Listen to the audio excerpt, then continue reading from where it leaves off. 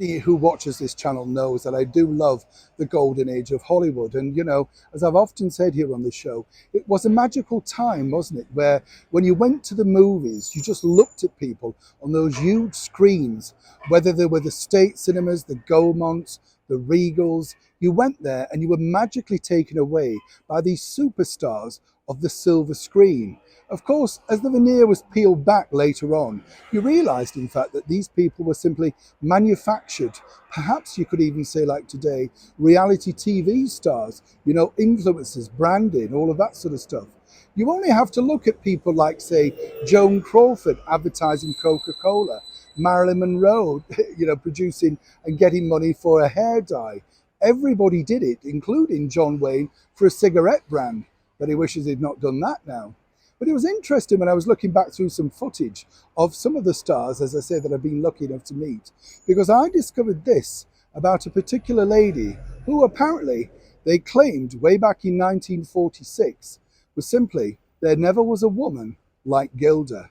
As ever, we're talking about the beautiful Marguerite Cassini, but otherwise known as the gorgeous Rita Hayworth. Hi, good morning. Neil Sean here in the heart of London. Nice to see you today. Yes, when you think about it, Rita Hayworth was the bombshell of 1946.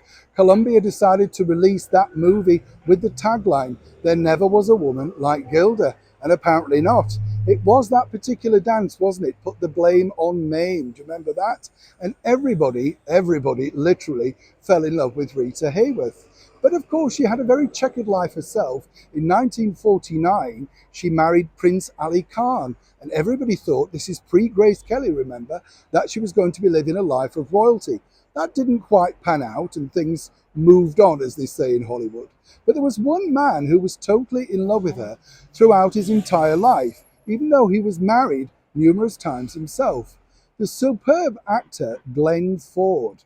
Now, Glenn Ford, of course, starred with Rita in many movies, including her big comeback after being married to Prince Ali Khan in 1952, called Affair in Trinidad. And apparently he did claim that he was, so much in love with her, he would like to marry her. Now, according to a good source who literally, I interviewed, apparently she just didn't love him, didn't like him in that way, but saw him as a very good and close personal friend.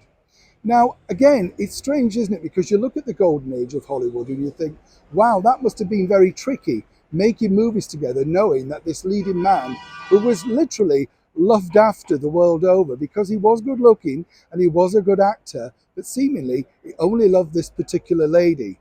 Now, she claimed that he'd fallen in love with the character Gilda and not with Rita Hayworth. Now, what's interesting is in later life, he actually bought the house next door to Rita, even though he was married, so he could be closer to her. As many fans know, sadly for Rita, she developed Alzheimer's and passed away in the 70s. Very sad state of affairs. But as Frank Sinatra Jr. told me, his father, of course, starred with Rita in Pal Joey. And he said about her this, that she was a wonderful lady, didn't quite understand her superstar status, didn't quite understand, of course, why people truly thought she was so great.